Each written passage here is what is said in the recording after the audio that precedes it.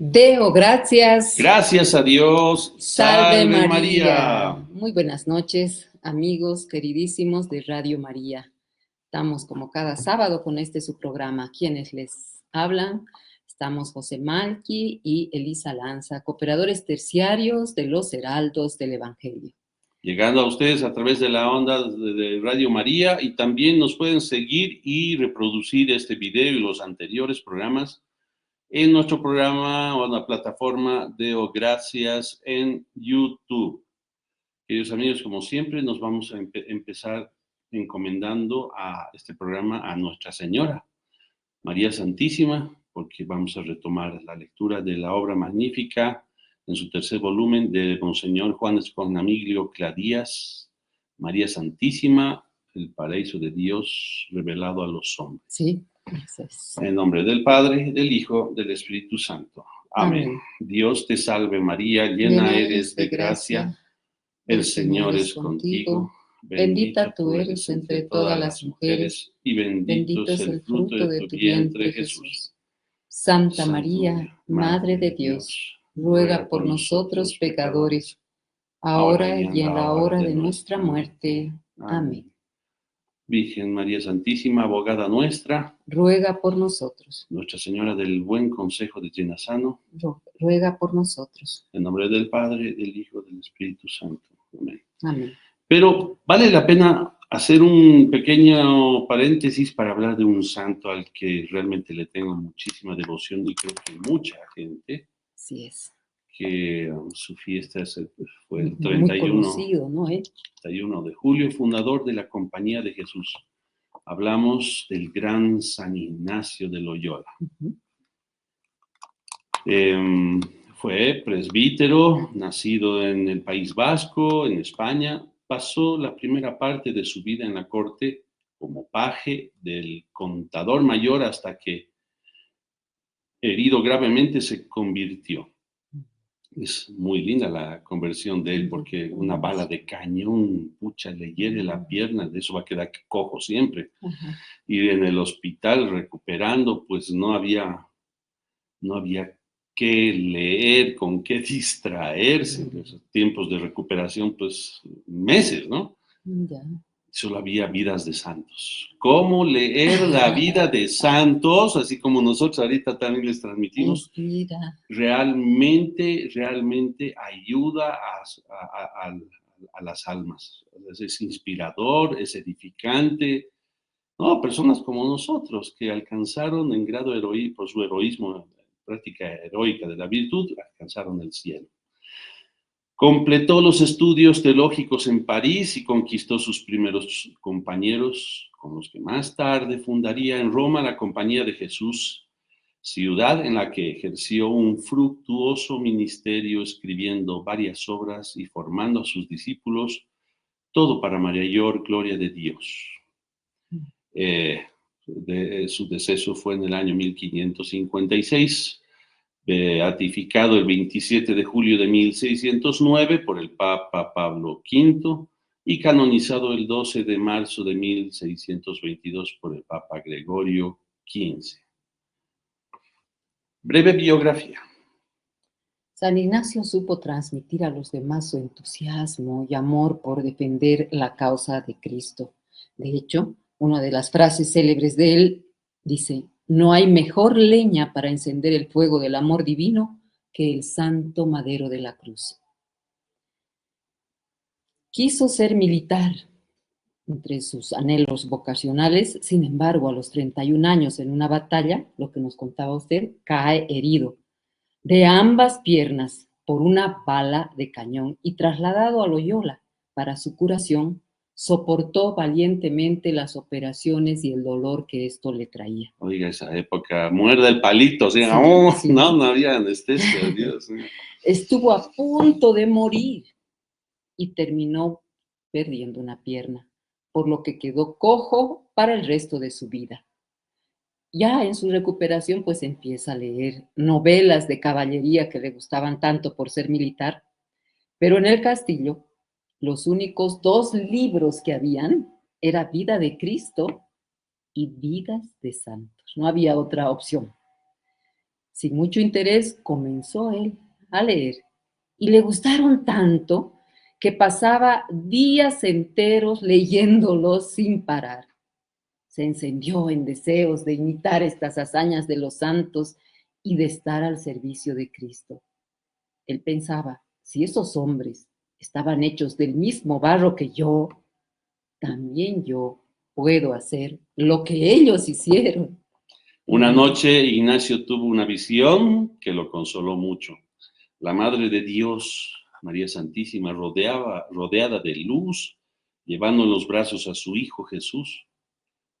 Íñigo, que era su nombre de pila, pasó por una etapa de dudas cerca de su vocación. Con el tiempo, se dio cuenta que los pensamientos que procedían de Dios los dejaban lleno de consuelo, paz y tranquilidad. En cambio, los pensamientos del mundo le daban cierto deleite, pero lo dejaban vacío. Decidió seguir el ejemplo de los santos y empezó a hacer penitencia por sus pecados para entregarse a Dios. A los 32 años salió de Loyola con el propósito de ir peregrinando hasta Jerusalén.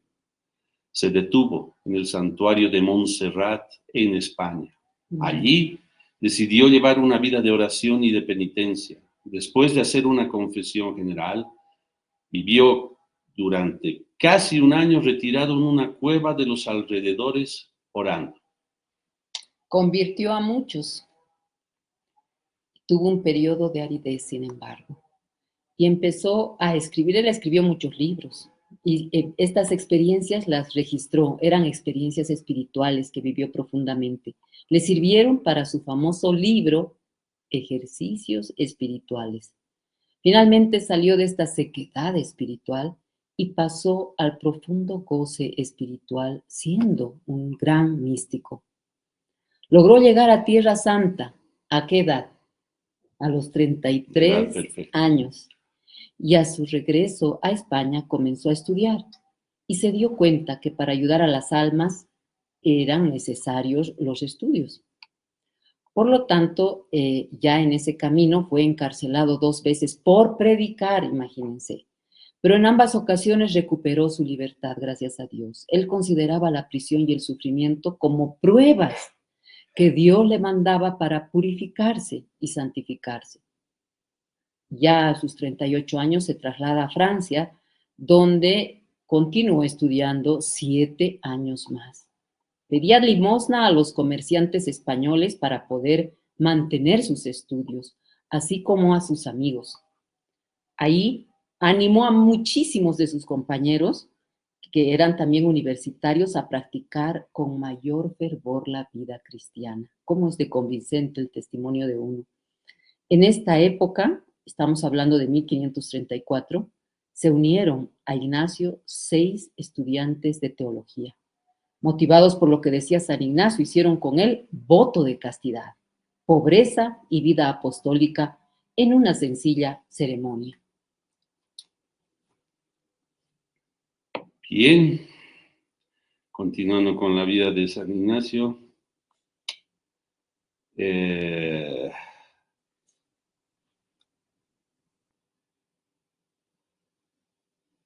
2 años más tarde, San Ignacio se mantuvo en la fe de sus seguidores a través de conversaciones personales y con el cumplimiento de unas sencillas reglas de vida.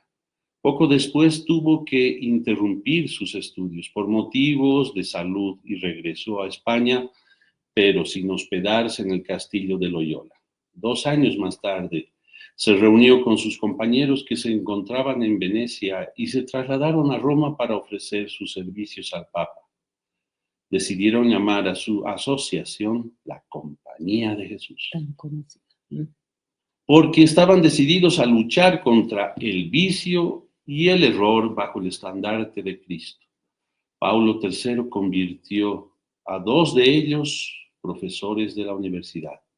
A Ignacio le pidió predicar los ejercicios espirituales y catequizar al pueblo. Los demás compañeros trabajaban con ellos.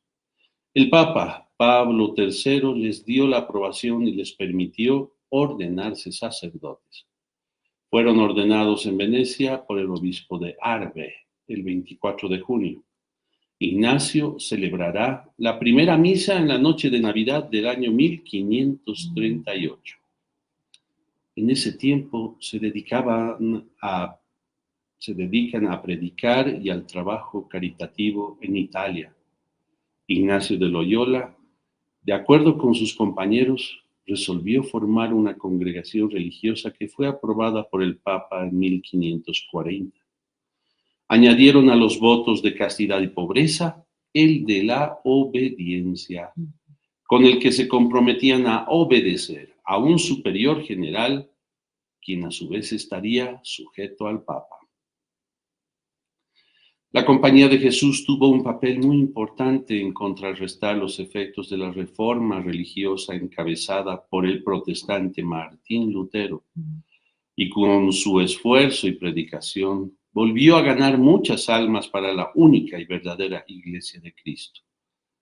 Ignacio pasó el resto de su vida en Roma, dirigiendo la congregación y dedicado a la educación de la juventud y del clero, fundando colegios y universidades de muy alta calidad académica. Para San Ignacio toda su felicidad consistía en trabajar por Dios y sufrir por su causa. El espíritu militar de Ignacio y de la Compañía de Jesús se refleja en su voto de obediencia al Papa, máximo jefe de los jesuitas. Su libro de ejercicios espirituales se sigue utilizando en la actualidad por diferentes agrupaciones religiosas.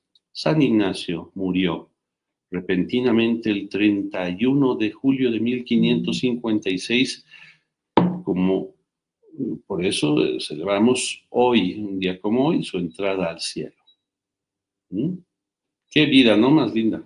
Sí, inspiradora y apropiada, oportuna para Y la Dios, huella ¿no? que ha dejado en América, la tiene la predicación, las órdenes jesuitas, pucha, aquí en nuestro país, en Bolivia, es una Misiones, inclusive, ¿no? maravilla lo que ha dejado, sí, las La obra misiones jesuitas. de la Compañía de Jesús realmente, y bueno, los ejercicios espirituales, ni que se diga, también en nuestro movimiento de heraldos del Evangelio, ellos, nuestros padres sacerdotes, toman estos ejercicios espirituales para guiar retiros muchas veces. Claro, claro, y la formación jesuita también, Ajá, que se rescata mucho en los heraldos, ¿no? así es. Eh, Muy valioso, valiosísimo. Bien, vamos a ahora, entrar a nuestro tema de hoy con el libro. entonces, bueno, pues la obra de Monseñor Juan Cla, continuábamos desarrollando el capítulo 2 del libro María Santísima, el paraíso de Dios revelado a los hombres, y recapitulando el título de este capítulo se refiere a María Santísima, Madre de los elegidos y Reina de las victorias. ¿Cómo es? Va relatando y describiendo Monseñor Juan Cla la presencia y actuación de María en la historia de la Iglesia. Partimos del subtítulo Una torre solitaria en la planicie. María conservaba todas estas palabras meditándolas en su corazón. Nuestra Señora, la más excelsa, contemplativa, fue también la inspiradora de los ermitaños, hombres que huían de las emolientes seducciones del decadente imperio romano para vivir en soledad y penitencia. Ellos dieron vida a un ideal sublime, el cual generó en la Iglesia una cohorte de ascetas y de sabios dedicados exclusivamente a reflexionar sobre las cosas de Dios, como torres elevadas en medio de una planicie. Guiados por el Espíritu Santo, imitaban a la Madre de Jesús en cuanto vaso espiritual y digno de alabanza. El buen olor de los eremitas, que se elevaba a los cielos como agradable fragancia, se difundió más allá de los desiertos, atrayendo incluso a potentados, los cuales emprendían penosos viajes para encontrarse con alguno de aquellos hombres venerables y recibir un consejo. El espíritu de la Virgen Purísima iba reflejándose como en un espejo en la soledad de los eremos, haciéndola sumamente atractiva. ¿Quién es esta que sube del desierto como columna de humo perfumada con mirra y olíbano con tantos aromas exóticos? Dice el Cantar de los Cantares 3:6. San Antón, lleno de fuerza y sabiduría divinas, surge como el prototipo del eremita. Vivió en la región de Tebaida, en Egipto, durante los años que siguieron al Concilio de Nicea. Al finalizar aquella magna asamblea, se había logrado ya reparar la túnica inconsútil de la unidad de la Iglesia. Sin embargo, mientras en los púlpitos se proclamaba el misterio de la divinidad de Cristo, la doctrina herética de Arrio continuaba difundiéndose de forma subrepticia. San Atanasio, que entonces era arzobispo de Alejandría, se esforzaba por detectar y convertir a los heterodoxos, los cuales se mostraban irreductiblemente apegados a sus desvíos. En el desierto de San Antón había contemplado místicamente la divinidad de Jesús. San Atanasio envió a buscarlo y al pasar por las puertas de la ciudad de Alejandría, cristianos y arrianos se juntaron, atraídos por su luminosa y sacra presencia.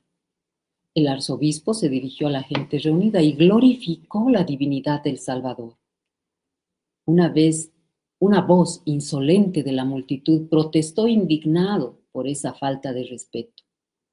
San Antón, pidió la traducción ya que no sabía griego.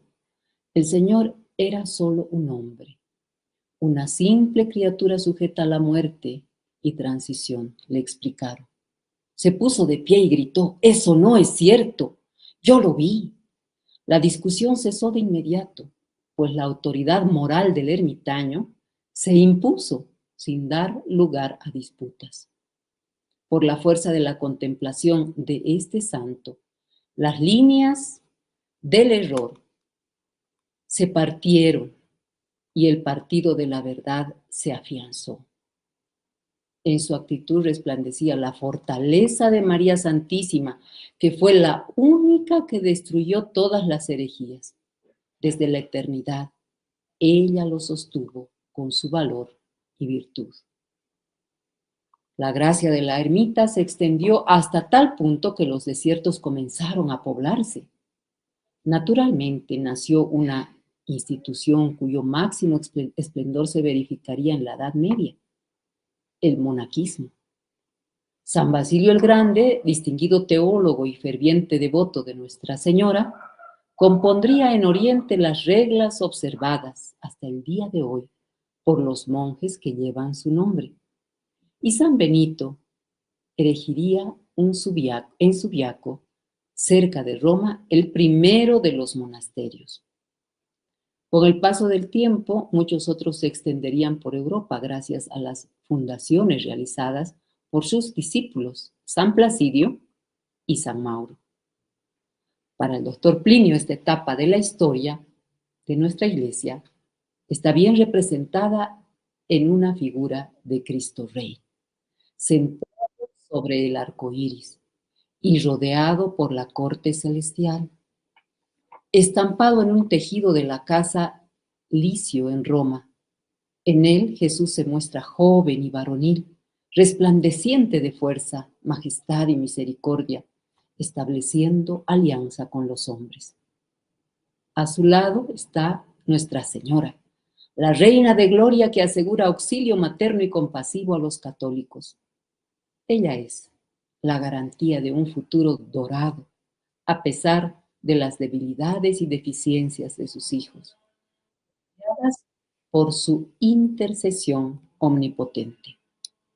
Como una marca de crisma sagrado, el monaquismo benedictino vino a ser un reflejo sacrosanto de la seriedad, contemplación y profunda vida de la Santísima Virgen.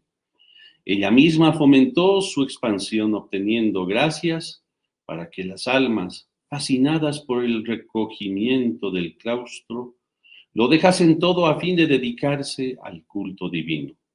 Como los monjes se dedicaban a meditar en las cosas terrenas, tan solo en la medida en que estaban ordenadas al cielo, creaban así las condiciones para que los hombres pudiesen salvarse más fácilmente y dar mayor gloria al Creador. Una bendición especial se hizo sentir sobre la abadía de Cluny, en el corazón de Francia. La influencia cluniacense se difundió como una marca de crisma sagrado por Europa, alcanzando el norte de Italia y de España, el sur de Alemania y de Inglaterra. Entre los superiores santos que gobernaron aquella abadía durante 2 siglos sin interrupción, se destaca Odilon, varón marial por excelencia, que inauguró para la humanidad el acceso al tesoro escondido de la esclavitud a María.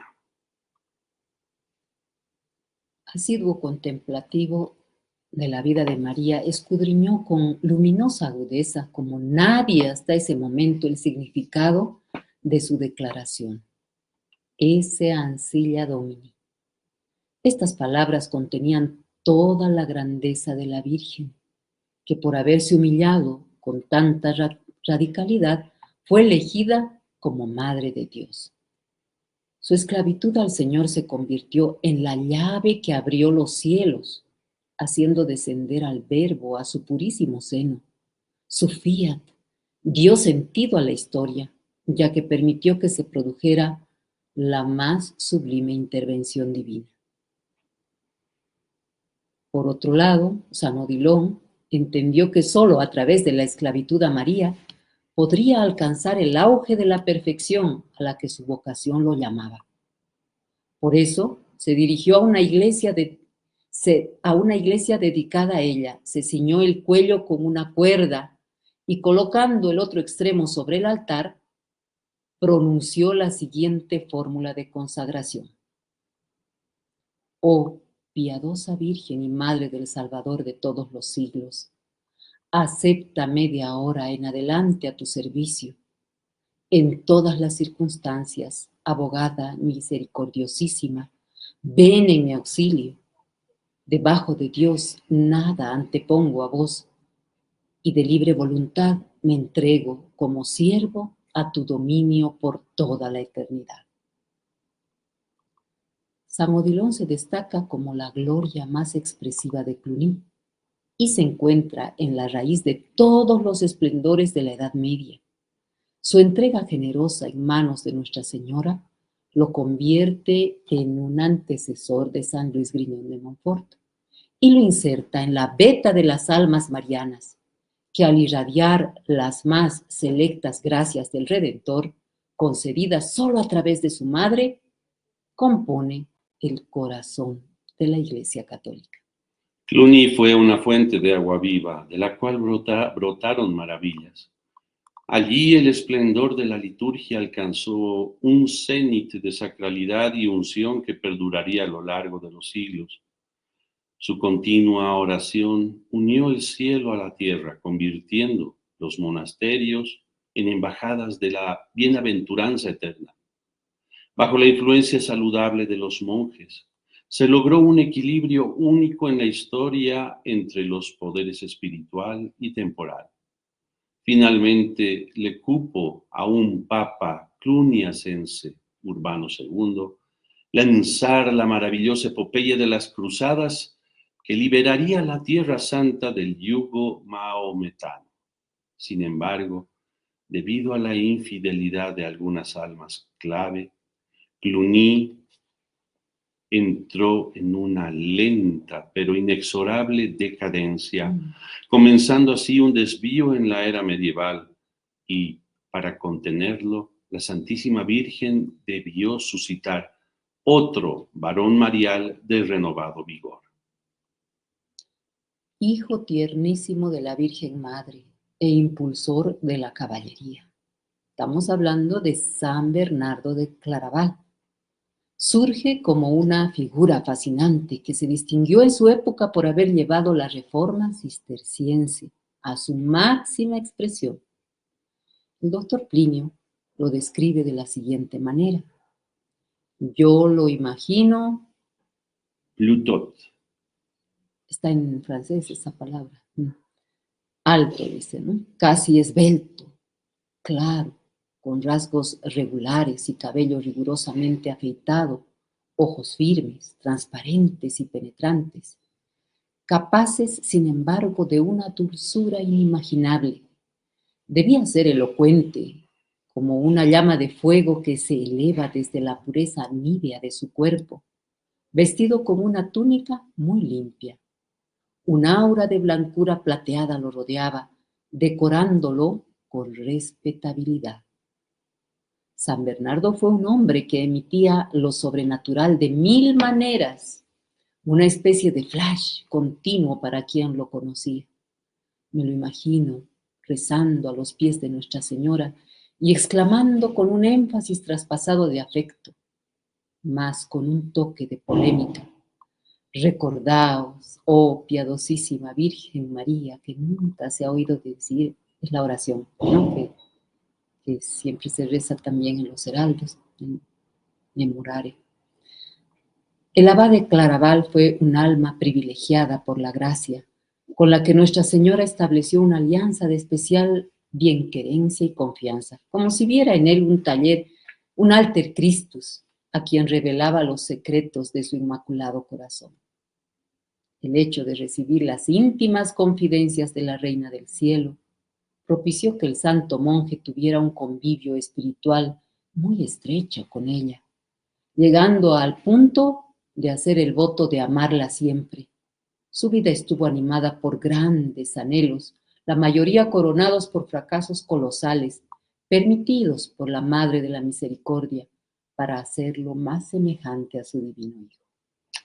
Tuvo un corazón de águila deseoso de volar por los vastos horizontes de la contemplación, y esto no le impidió impulsar en la tierra instituciones nobilísimas como la Orden de los Templarios, a la cual dedicó uno de sus escritos, De Laude Nove Militiae.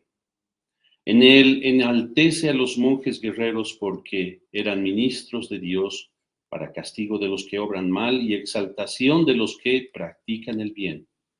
Por medio de San Bernardo, su hijo predilecto, María difundió por la cristiandad un fervor renovado hacia su mediación materna e hizo soplar un viento impetuoso sobre las brasas de la combatividad medieval. De este modo, la pugnacidad cristiana mostró su rostro más eclatante en las órdenes de caballería, cuya benéfica influencia en las cruzadas ha quedado registrada en los anales de la historia. Columnas en el templo de Dios. El impulso dado por San Bernardo en el siglo XII perdió impulso unas décadas después de su muerte. Nuestra Señora, sin embargo, intercedió por la humanidad para prolongar el tiempo feliz cuando la filosofía del Evangelio gobernaba los estados.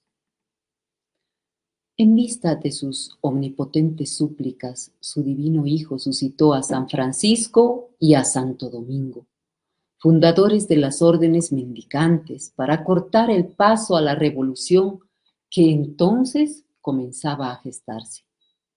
Así, la Edad Media fue testigo de un gran florecimiento del siglo XIII. Del poverelo de Asís surgió una nota de suavidad en medio de la austeridad medieval. La dulzura franciscana, impregnada de ternura en la devoción a Cristo crucificado y a la Santísima Virgen, completó la solemne gravedad benedictina y gracias a la mayor insistencia en el desprendimiento de las cosas terrenales, la práctica de la pobreza alcanzó su mayor grado de perfección. A San Francisco le tocó abrir la cohorte gloriosa de los estigmatizados, constituyendo para sus contemporáneos un recuerdo vivo de la pasión de Cristo. que tendía a ser olvidado por una opinión pública dominada por el creciente deseo de gozar de la vida. Por otro lado, fundó la Orden Paladina en defensa de la Inmaculada Concepción, presagiando al final de un largo diluvio los primeros rayos de la espléndida aurora que marcaría el inicio efectivo de esa era mariana. Santo Domingo también brilló como celoso apóstol de la devoción a Nuestra Señora, a través de la difusión del Santo Rosario, práctica que resultó muy eficaz en la lucha contra los cátaros y albigenses. Por eso la Virgen lo convirtió en extirpador de herejías. Los dominicos son por excelencia la Orden del Rosario, como señala San Luis María Griñón de Montfort en su obra sobre esta devoción. Los hijos de Santo Domingo completan el legado mariano de los franciscanos, componiendo ambas órdenes, dos haces de luz convergentes.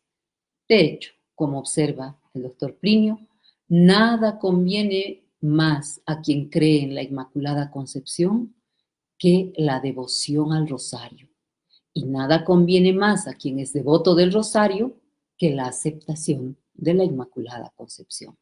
Además, gracias al impulso de los frailes predicadores, entre los que destaca Santo Tomás de Aquino, la escolástica alcanzó la cúspide de su brillo, maravillando el mundo entero por la perfecta exposición de la teología y de la filosofía. La Iglesia encomendaría a la orden de los dominicos la custodia del sagrado depósito de la revelación y sus miembros serían calificados de martillos de la heterodoxia. San Francisco y Santo Domingo fueron considerados por Inocencio III como las columnas que soportaban el peso de la Iglesia cuando el sacro templo amenaza con desmoronarse, consumido por los pecados de sus hijos. Las dos familias religiosas completaron el cuadro de las principales corrientes de espiritualidad que componían en toda su riqueza de matices la gloria de la civilización cristiana. Y la fuerza de la gracia provocada por estos varones marianos tuvo como consecuencia el florecimiento de santos auténticos en la cúspide del poder temporal. San Luis de Francia y San Fernando de Castilla son ejemplos luminosos de la pujante vitalidad que impregnó las instituciones sociales de la época con la preciosísima sangre de Cristo. El arte de la época también reflejó ese estado de espíritu. La Catedral de Notre Dame en París supo expresar como ningún otro monumento un auge de esplendor, proporción e integridad capaz de reflejar los más nobles destellos del corazón maternal de la Virgen a quien estaba dedicando el magnífico templo. La Edad Media en su conjunto se distingue por una eximia armonía entre la fe y el orden social, entre el poder espiritual y el temporal, a imagen del equilibrio existente entre el alma y el cuerpo de Nuestra Señora, concebida sin pecado original y llena de gracia. En esa época bendita se cumplió, de cierto modo, el pedido del Padre nuestro: hágase tu voluntad en la tierra como en el cielo. Y de ahí resultó el florecimiento de la santidad en todas las clases y estados de vida.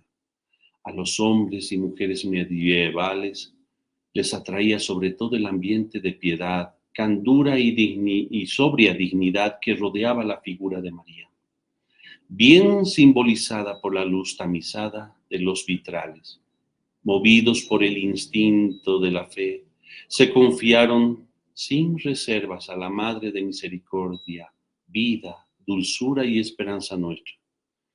El estallido de las dos pasiones que impulsaron la revolución, el orgullo y la sensualidad, significaría una gravísima grieta en este equilibrio, responsable de introducir la guerra, el hambre y la peste en la sociedad.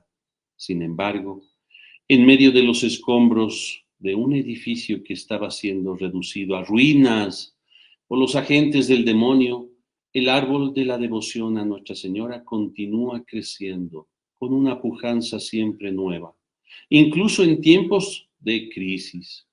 La doctrina mariana se volvería cada vez más explícita, clara y atractiva, dando a conocer el papel insustituible de la Virgen. Dios purificará la Santa Iglesia. Santa Catarina de Siena nació en 1347, año en el que estalló la terrible peste negra, reduciendo casi la mitad de la población europea, y murió en 1380, 2 años después del inicio del gran cisma de Occidente, que duraría durante 40 años. Este largo y oscuro periodo se caracterizó por el enfrentamiento de papas y antipapas que sembró confusión entre los fieles. La corta e intensa vida de Santa Catarina se desarrolló, por tanto, en un momento de dramática desintegración de la cristiandad. Laica mantelata de la orden dominicana, que acumula los títulos de virgen, mística, profetisa, reformadora, guía espiritual, exorcista, consejera de los papas y promotora de la cruzada.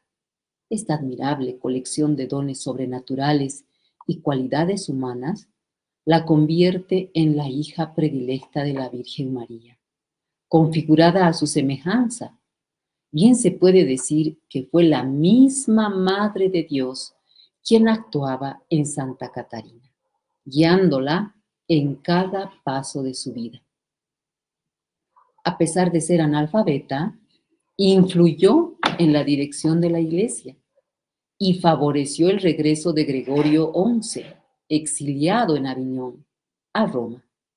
Poseyendo sincera y entusiasta devoción por el papado, nunca vaciló, sin embargo, en señalar a los pontífices con filial reverencia las verdades más amargas.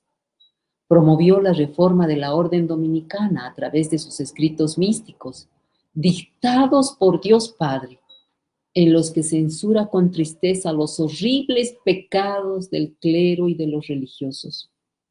Constituyó a su alrededor la Bella Brigata, un grupo de frailes dominicos, vírgenes consagradas y otros fieles que la siguieron como maestra y veneraban como madre espiritual. Con fina intuición profética, Santa Catarina de Siena anunció una era de paz para el cuerpo místico de Cristo y para el mundo en un futuro lejano. En sus palabras se reconocen las primeras predicciones sobre el reino de María. Después de todas estas tribulaciones y angustias, de una manera que escapa a la comprensión humana, Dios purificará la Santa Iglesia y despertará el espíritu de los elegidos. Entonces habrá una reforma tan grande en la Iglesia de Dios y una tal renovación de los santos pastores que mi espíritu se regocija en el Señor con solo pensar en ello. Atraídos por el buen olor de Cristo, los infieles volverán al redil católico y se convertirán al verdadero pastor. Esto está extraído de los escritos del beato Raimundo de Capua sobre Santa Catarina de Siena. En Santa Catalina, la astucia, la prudencia y la sabiduría de Nuestra Señora, aplicadas a la regencia de la historia, resplandecieron con renovado esplendor. De hecho, el espíritu mariano que la animaba le dio la capacidad de trascender las contingencias humanas hasta el punto de convertirse en el foco de luz del cual vivió la Iglesia en su tiempo. Las voces no mintieron. Santa Juana de Arco, qué santa linda. Refulge en el firmamento de la Iglesia como uno de los reflejos más fascinantes de Nuestra Señora. La doncella del Don Remy puede ser contada entre los últimos resplandores y quizás el más glorioso de la pugnacidad católica típica del periodo medieval. Su breve existencia, iniciada en el año 1412, y finalizada en 1431, es sorprendente. Cuando era aún muy jovencita, ve abrirse delante de ella, con extraordinario fulgor caballeresco, la vía mística, San Miguel Arcángel y las mártires Santa Catalina y Santa Margarita se le aparecen para exhortarla a libertar a Francia de la invasión inglesa. Se trata de una vocación excepcional, pues nunca había sido confiado a una mujer el encargo de liderar ejércitos y participar en batallas.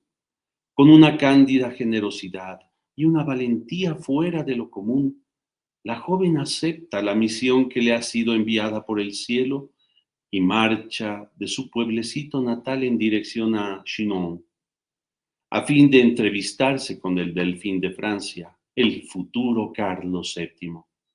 Entre las 1000 peripecias de la profetisa soldado constan sucesos militares espectaculares, cuajados de milagros y lances de heroísmo épicos, a los cuales el más estruendoso fracaso. En el epílogo de su vida, ella se depara con el desinterés por parte del monarca que le debía la corona, con la traición y con el martirio de la hoguera de Rouen. La figura de la Pucelle despunta como una centella divina capaz de provocar incendios de gracia y mover epopeyas sacrosantas.